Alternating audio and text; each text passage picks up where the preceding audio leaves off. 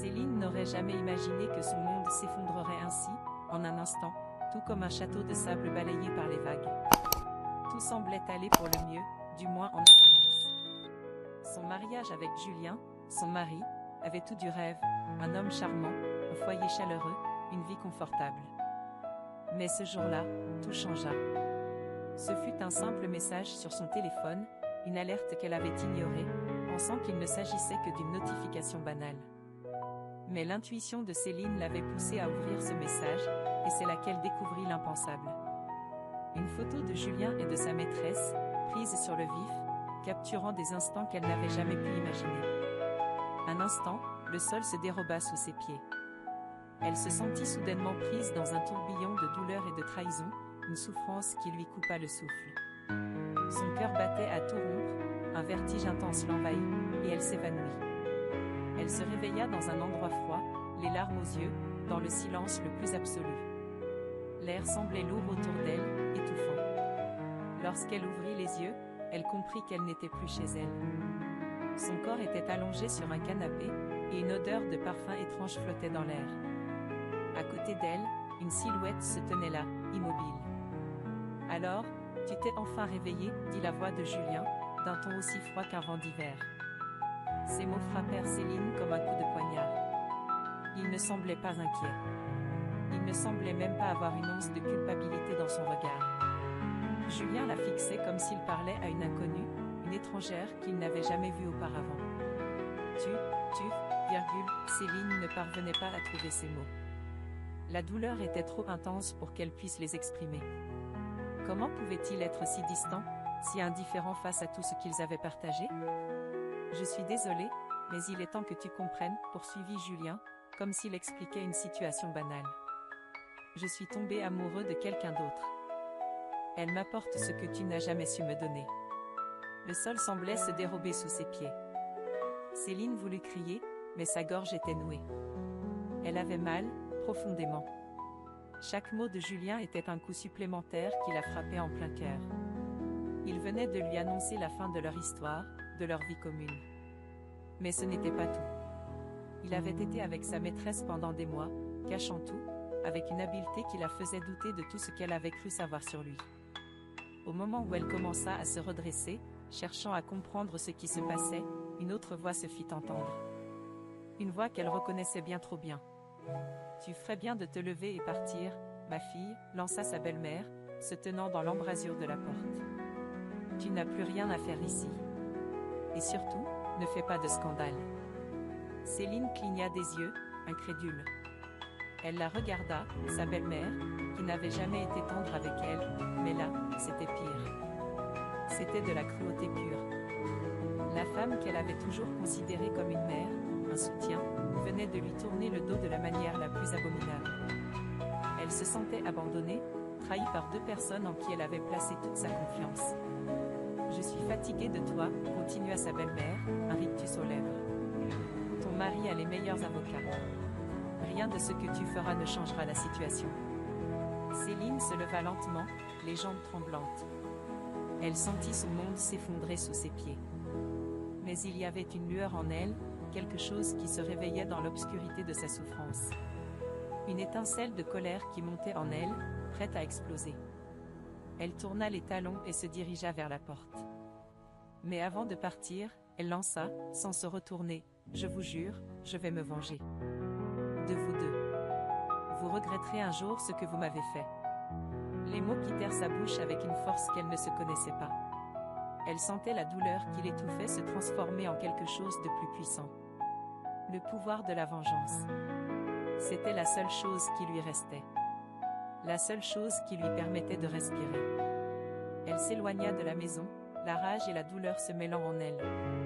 Un nouveau chapitre venait de commencer. Celui où Céline ne serait plus la victime. Celui où elle serait prête à tout pour récupérer ce qu'elle avait perdu, sa dignité, son honneur et sa liberté.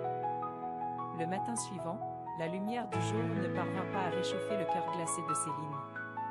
La douleur physique était presque inexistante, remplacée par une souffrance bien plus profonde, un tourment moral qui persistait. Elle se sentait perdue, comme un vaisseau échoué au milieu d'une mer déchaînée. Mais dans cette mer de confusion, Une chose restait claire, elle ne pouvait pas rester passive. Elle ne pouvait pas laisser sa vie se réduire à un simple souvenir douloureux. Céline se leva de son canapé, le sol sous ses pieds froids, comme si la terre elle-même lui reprochait son inaction. Elle se dirigea vers la fenêtre et observa la rue vide, comme si la ville elle-même attendait sa prochaine action. La colère qu'elle ressentait hier était encore présente, mais il y avait quelque chose d'autre maintenant, quelque chose qu'elle n'avait jamais ressenti avant, la détermination. Ce n'était pas de la rage aveugle, mais une conviction profonde que la vengeance n'était plus qu'une question de justice personnelle. Elle se rendit à son bureau, une vieille table en bois qui avait servi à de nombreuses heures de travail avant la catastrophe de sa vie conjugale. Elle alluma son ordinateur et s'installa devant l'écran, les mains légèrement tremblantes mais résolues. La première étape de son plan était claire, elle devait se reconstruire. Mais pour cela, il lui fallait des alliés, des informations, et un réseau. Si elle voulait que la vengeance soit parfaite, elle devait être stratégique. Et pour ce faire, elle devait retrouver la personne qui pourrait l'aider à naviguer dans ce monde dont elle ignorait tout, Olivier. Olivier. Il était l'ami d'enfance qu'elle n'avait jamais oublié, bien qu'ils aient pris des chemins différents. Leur rencontre après tant d'années semblait à la fois un signe du destin et une opportunité. Elle se souvint de leur dernière conversation, quelques mois avant sa rencontre avec Julien. Olivier lui avait souvent parlé de ses déboires avec son ex-femme et de la manière dont il avait appris à gérer les affaires complexes avec des avocats et des réseaux. Mais plus important encore, il avait parlé de sa capacité à comprendre les failles humaines, à percevoir les angles morts des autres. Elle en avait besoin maintenant plus que jamais. Elle chercha son numéro, hésitant un instant avant de composer le contact. Il décrocha rapidement, comme si, lui aussi, avait pressenti qu'elle aurait besoin de lui. Céline ? C'est Olivier. Que puis-je faire pour toi ? Elle hésita encore un instant avant de lui répondre. Olivier, j'ai besoin de ton aide. J'ai été trahi, et je ne compte pas le laisser passer. Un silence s'installa de l'autre côté du fil. Puis, d'une voix calme mais ferme, il répondit, « Tu sais que je serai là pour toi. Parle-moi de ce qui se passe. » Il n'eut pas besoin d'en savoir plus. Céline lui expliqua brièvement les faits, mais elle ne s'arrêta pas là. Elle lui expliqua son désir de se reconstruire, de retrouver une place dans le monde, et de faire en sorte que ceux qui l'avaient brisé en paient les conséquences. Olivier écouta attentivement. Puis, il répondit avec une sagesse qui apporta un peu de réconfort à Céline.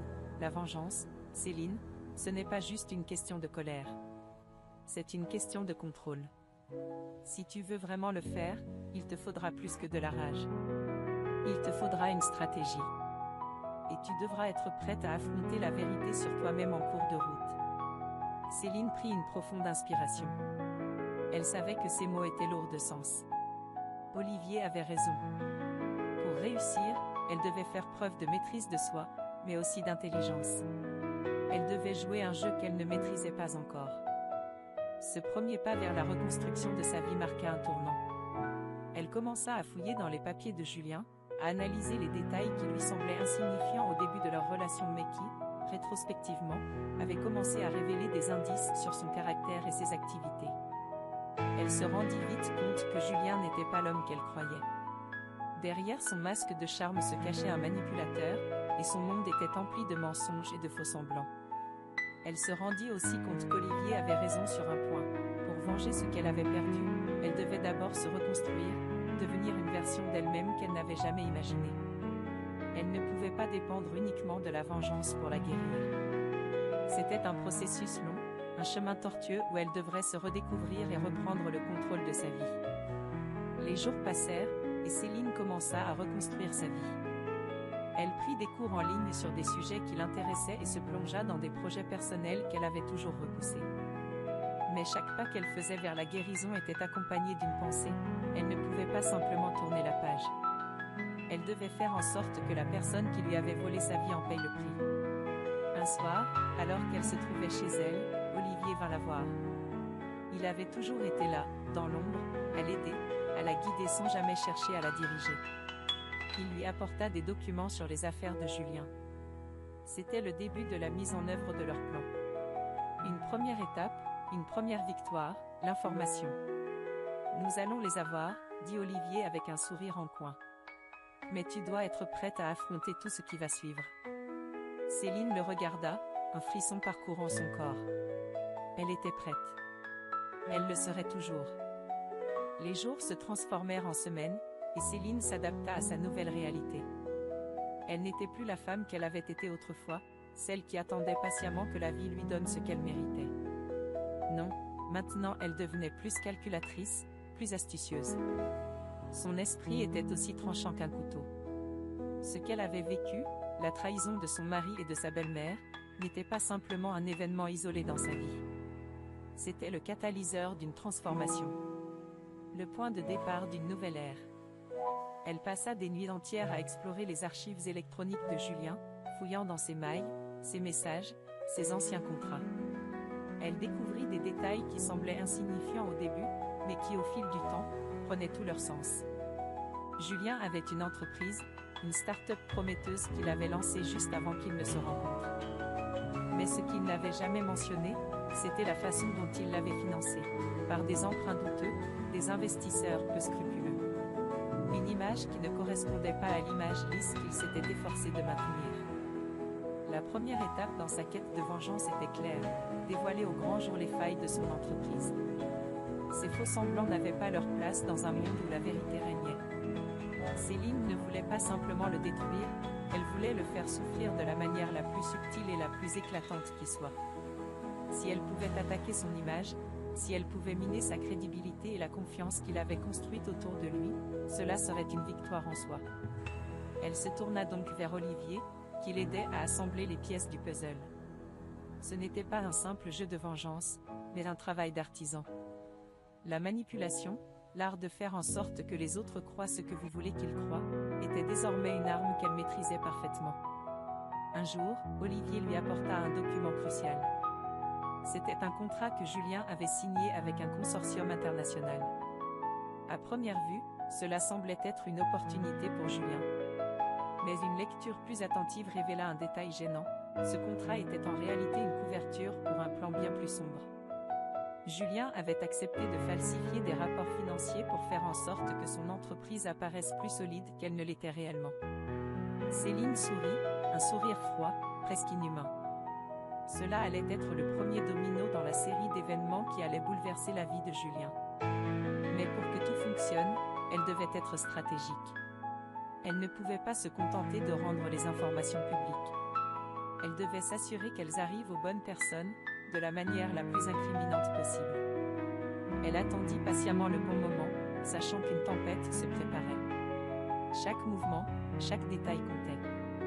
L'occasion se présenta lorsqu'elle apprit qu'une grande conférence de l'industrie, où Julien allait être l'un des orateurs principaux, se tiendrait dans quelques semaines. Un cadre parfait pour planter la graine de la vérité, là où elle ferait le plus de dégâts. Elle commença à préparer son attaque. Elle se rendit dans le cadre de cette conférence sous un prétexte professionnel, bien qu'elle fût déterminée à ne pas être vue. Céline savait que si elle voulait exposer Julien sans risquer de se faire repérer, il lui fallait travailler dans l'ombre, manipuler les faits sans jamais laisser sa signature derrière elle. Elle avait une idée précise en tête.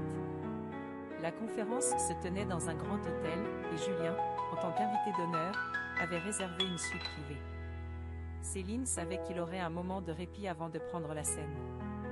Elle avait l'intention de se glisser discrètement dans sa suite, où elle savait que Julien garderait des copies de ses documents les plus sensibles. Dès qu'elle entra dans l'hôtel, une aura d'angoisse enveloppait ses gestes. Chaque minute semblait être une éternité. Elle se rendit à la suite de Julien, son cœur battant la chamade, mais elle savait qu'elle ne pouvait pas reculer. À l'intérieur de la suite, elle observa attentivement. Un ordinateur portable, un dossier soigneusement rangé, des papiers éparpillés sur une table. Ces documents seraient sa clé. Elle s'approcha discrètement de l'ordinateur et l'alluma. Ses mains tremblaient légèrement, mais elle n'avait jamais été aussi déterminée. Elle utilisa les codes d'accès qu'elle avait subtilisés lors de ses recherches. Le fichier qu'elle cherchait se trouvait sous un nom de code, un mot de passe qu'elle avait réussi à décoder. Les informations qu'il contenait seraient le catalyseur d'une nouvelle phase de sa vengeance. À ce moment-là, elle savait qu'elle avait franchi un seuil irréversible. Il n'y avait plus de retour en arrière. Elle avait les preuves, elle avait le pouvoir de détruire la façade parfaite qu'il s'était construite. Mais avant qu'elle ne puisse agir, la porte de la suite s'ouvrit brusquement. Julien était là, dans l'embrasure de la porte, les yeux écarquillés de surprise. Il ne s'attendait pas à ce qu'elle apparaisse ici, dans cet endroit, à ce moment précis.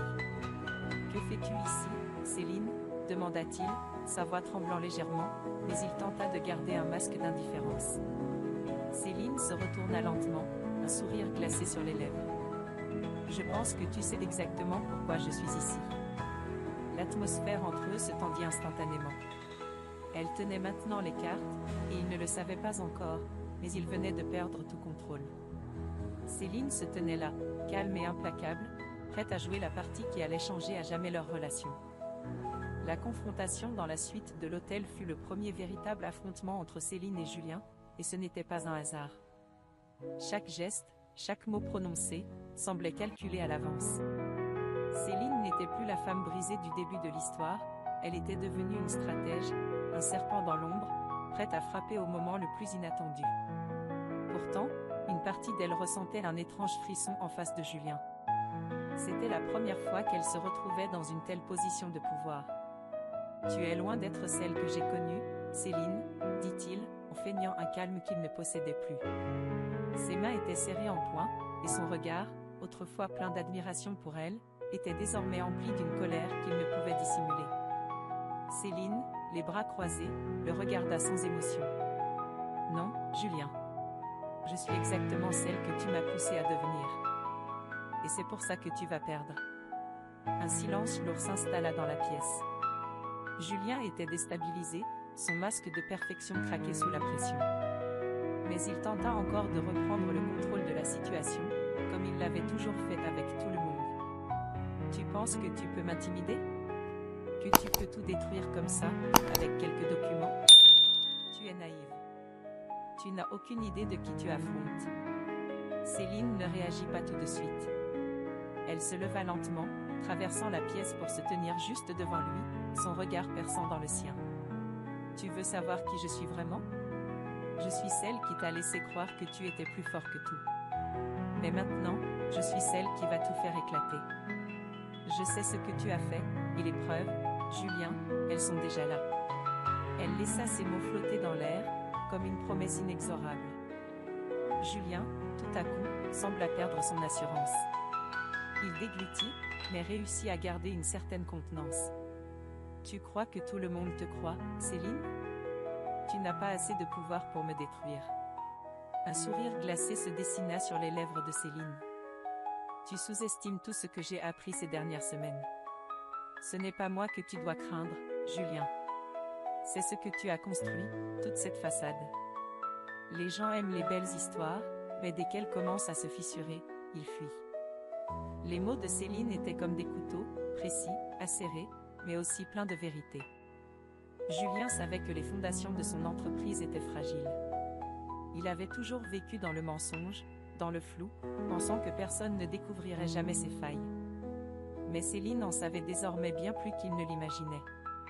Il tenta de garder son calme, mais la peur était évidente dans ses yeux. « Tu ne peux pas faire ça, Céline. Ça te détruira aussi. »« Je suis déjà détruite, » répondit-elle sans trembler, « et je vais te montrer comment faire tomber un empire de mensonges. » Julien serra les dents. Il s'éloigna d'elle, son esprit tournant à toute vitesse, cherchant une issue, un moyen de contrer cette attaque. Mais Céline savait que l'étau se resserrait. Il n'y avait plus de fuite possible. Et ce n'était que le début. Lorsque Céline quitta la suite, elle ressentait un étrange mélange de satisfaction et de vide. La confrontation avait été intense, mais elle savait que ce n'était que l'amorce d'une série de batailles. Elle ne pouvait pas se contenter d'une simple victoire. Pour que sa revanche soit complète, elle devait démanteler Julien, brique par brique, ruiner son image, sa crédibilité, jusqu'à ce qu'il se retrouve sans rien. Elle savait maintenant exactement comment procéder. Le lendemain, elle se rendit à l'hôtel où se tenait la conférence, décidée à attaquer de front. Julien devait prendre la parole devant un auditoire de plusieurs centaines de personnes, et Céline savait qu'il n'avait jamais été aussi vulnérable. L'idée de le faire chuter devant un tel public l'enivrait. C'était sa chance, son moment. Mais elle n'était pas là pour simplement observer. Elle s'installa discrètement à l'arrière de la salle, un sourire subtilement dessiné sur ses lèvres. Olivier l'avait aidé à organiser le tout, et les résultats ne tarderaient pas à se faire sentir. Céline attendit que Julien prenne la parole. Dès qu'il commença son discours, elle savait que c'était le moment. Elle se leva et s'approcha de la scène, son visage calme, mais résolu. Elle appuya sur le bouton de son téléphone, envoyant les documents compromettants à plusieurs journalistes et influenceurs présents dans la salle. La vérité, nue et crue, allait être dévoilée en direct. Au bout de quelques minutes, le téléphone de Julien vibra dans sa poche. Il ignora le message, pensant que ce n'était rien de plus qu'un appel sans importance. Mais plus il parlait, plus il devenait clair que l'auditoire commençait à réagir différemment. Des murmures se firent entendre dans la salle. Des regards suspicieux se posaient sur lui. Julien se sentit soudainement pris au piège. L'anxiété grandissait en lui. Il ne comprenait pas encore l'ampleur de ce qui se passait. Puis, un journaliste se leva brusquement, son téléphone à la main. « Monsieur, il semble que vous ayez omis de mentionner certaines informations dans votre contrat avec ce consortium. Des informations qui mettent en péril l'intégrité de votre entreprise et la sécurité financière de vos partenaires. » Céline regarda la scène, son cœur battant.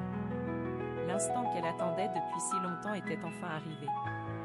Julien avait perdu le contrôle.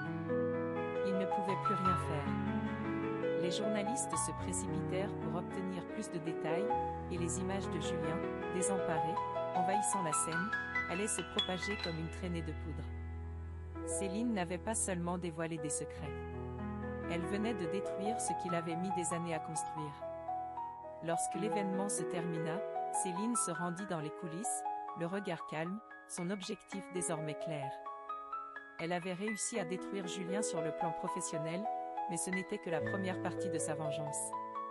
Elle savait que la route était encore longue, mais chaque victoire la rapprochait de l'objectif final. Et à ce moment précis, elle savait qu'elle ne pourrait plus jamais revenir en arrière. Les jours qui suivirent la conférence furent marqués par un tumulte médiatique que Céline n'avait pas anticipé. La presse, en particulier les tabloïds, s'empara de l'histoire de l'entreprise de Julien, révélant au grand jour ses pratiques douteuses et ses faux-semblants. La ruine de Julien semblait certaine. Mais quelque chose d'étrange se produisit. Le monde ne réagit pas de la manière que Céline avait imaginé. Le soir même, Céline se rendit dans son appartement, un peu en retrait, et regarda les nouvelles. Les journaux titraient « L'ascension fulgurante d'un homme d'affaires trahi par ses propres mensonges ». Mais il n'y avait pas de cris, pas de condamnation publique immédiate. Julien, bien que sous pression, semblait toujours avoir un pied dans la lumière. Dans la semaine qui suivit, elle commença à recevoir des appels anonymes. Des menaces, des voix rauques et menaçantes. Des lettres déchirantes glissées sous sa porte, des avertissements subtils qu'elle ne pouvait ignorer. Céline se demanda si elle n'était pas allée trop loin. Elle avait mis en lumière la vérité, mais à quel prix ? Elle se rendit à son travail, où elle avait un projet important qui avait été mis de côté ces dernières semaines.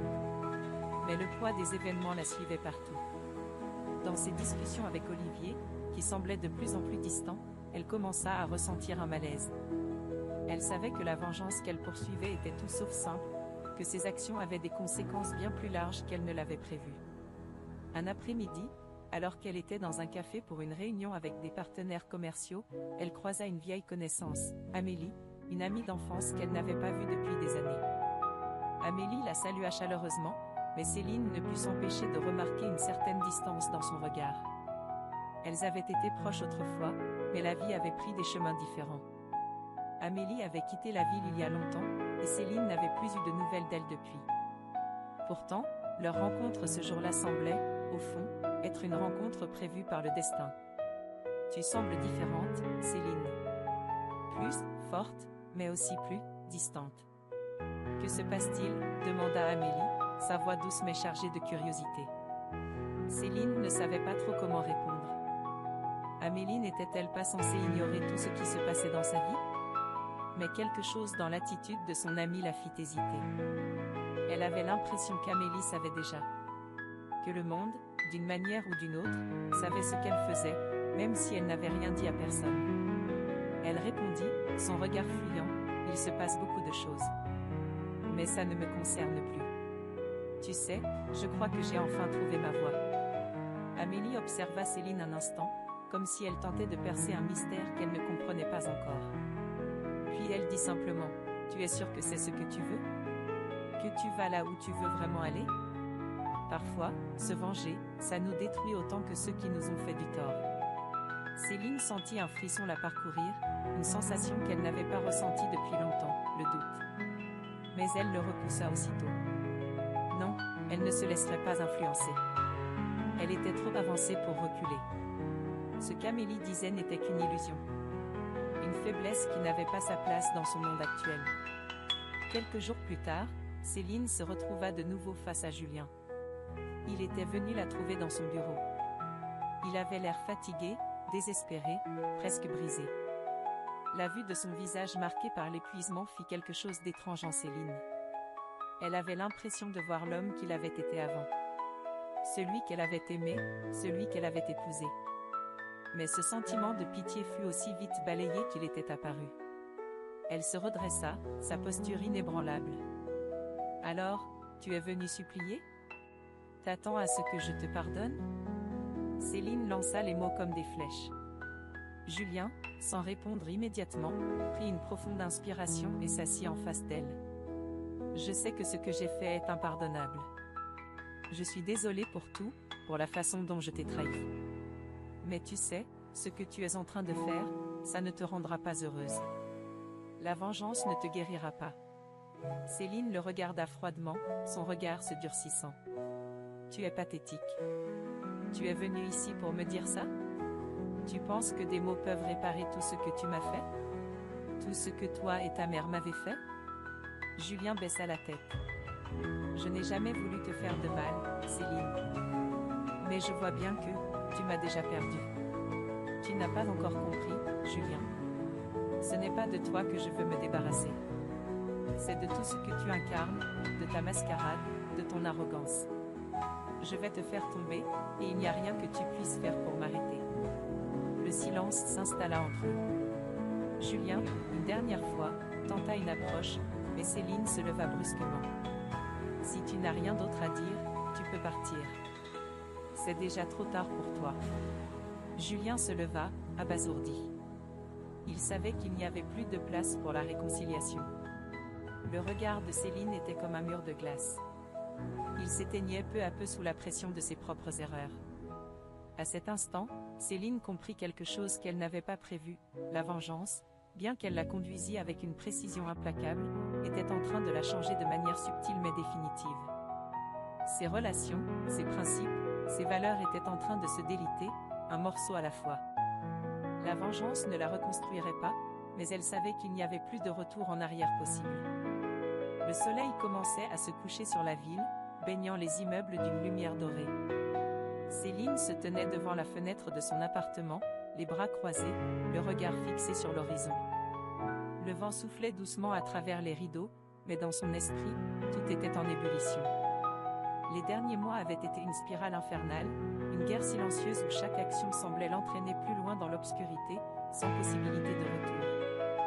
Mais alors que la vengeance qu'elle avait soigneusement préparée touchait à sa fin, une question persistait. Que se passerait-il après la chute de Julien? Les documents avaient été envoyés à la presse. Julien, humilié, avait perdu son entreprise, son pouvoir, et, peu à peu, sa réputation.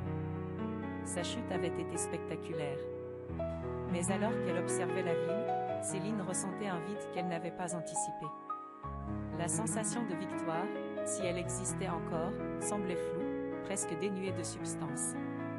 Il y avait un goût amer dans la victoire, une amertume qu'elle n'avait pas vue venir. Elle se souvenait de la colère et de la douleur qui l'avaient animée. Elle se souvenait des nuits où elle pleurait seule, se promettant que la vengeance serait la seule réponse, qu'elle n'aurait plus jamais à se sentir impuissante. Mais à présent, alors que tout se passait comme elle l'avait prévu, elle se retrouvait face à un dilemme qu'elle n'avait jamais envisagé. Était-ce ça, la paix? Était-ce cela, le prix de la justice? Elle tourna brusquement sur ses talons. Le téléphone sur son bureau vibra, l'attirant de ses pensées. C'était un message d'Olivier. Il est là. Julien te cherche. Il veut te parler une dernière fois. Ne fais pas d'erreur. Céline se sentit parcourue d'un frisson. Julien. Il voulait encore la voir, après tout ce qu'il avait fait? Après tout ce qu'elle lui avait fait subir? Une part d'elle voulait l'ignorer, lui tourner le dos pour de bon. Mais une autre, plus profonde, ressentait une étrange curiosité, comme si l'ultime rencontre pouvait enfin lui donner les réponses qu'elle cherchait. Elle se rendit à l'endroit où ils s'étaient rencontrés pour la première fois, le parc où ils s'étaient promis l'un à l'autre qu'ils seraient ensemble pour toujours. Il faisait sombre maintenant, mais la lumière des réverbères jetait des ombres inquiétantes sur le sol. Elle aperçut Julien, debout sous un arbre, seul, comme un homme perdu. Il n'était plus l'homme qu'il avait été, l'homme d'affaires arrogant, implacable. Non, aujourd'hui, il ressemblait à une âme brisée, rongée par ses erreurs. « Je savais que tu viendrais, dit-il simplement, sa voix rauque, presque suppliante. Céline le regarda sans rien dire, ses yeux perçant l'obscurité. Les souvenirs affluèrent, des instants de bonheur et d'innocence, des promesses échangées. Mais ces souvenirs étaient désormais ternis, pris dans un tourbillon de trahison et de déception. Julien fit un pas vers elle, comme s'il cherchait encore la rédemption. « Céline, je sais que j'ai tout gâché. Mais tout ce que je voulais, c'était être celui que tu voulais. Je t'ai trahi, je t'ai brisé. Mais je suis prêt à tout réparer. Si tu me laisses une chance. » Céline sentit un lourd poids sur son cœur. Comment en était-elle arrivée là? Comment avait-elle pu, si longtemps, se laisser engloutir par la rage et la douleur au point de ne plus savoir ce qu'elle voulait vraiment? Elle inspira profondément avant de répondre, sa voix calme mais chargée de tension. « Tu as tout détruit, Julien. Mais, pourquoi maintenant? Pourquoi venir me chercher après tout ce que tu m'as fait? » Il baissa la tête, son regard fuyant. « Parce que je sais que tu as besoin de réponses. Que tu n'as pas pu guérir. Et je suis là, pour que tu puisses enfin tourner la page. » Céline se sentit déstabilisée. Tout ce qu'elle avait voulu, c'était que Julien paye pour ses actes. Elle avait voulu sa chute. Mais maintenant qu'il se tenait devant elle, le visage empreint de regret et de douleur, tout semblait trop complexe, trop lourd. Elle se tourna lentement et s'éloigna de lui. « Je n'ai pas besoin de tes excuses, Julien. Ce que j'ai fait, je l'ai fait pour moi. Mais la vengeance ne me rendra pas entière. Et je ne peux pas continuer à te haïr pour le reste de ma vie. Parce qu'au fond, je me rends compte que cette haine, c'est ce qui m'a empêché de vivre. C'est ce qui m'a rendu aussi perdu que toi. » Julien la regarda, son visage tremblant. Il n'avait jamais imaginé que Céline puisse être aussi forte. Qu'elle puisse la pardonner. Mais Céline ne le regardait plus comme avant. Elle le voyait enfin pour ce qu'il était, un homme qui avait fait des erreurs, mais qui avait aussi cherché à se racheter. Elle se tourna vers lui une dernière fois. « Je ne t'oublierai jamais, Julien. Mais il est temps de partir. Pour nous deux. » Un silence s'installa entre eux, lourd de signification. Céline s'éloigna lentement, laissant derrière elle un homme brisé et une histoire qui, même si elle ne se terminerait jamais complètement, laissait place à un espoir pour l'avenir.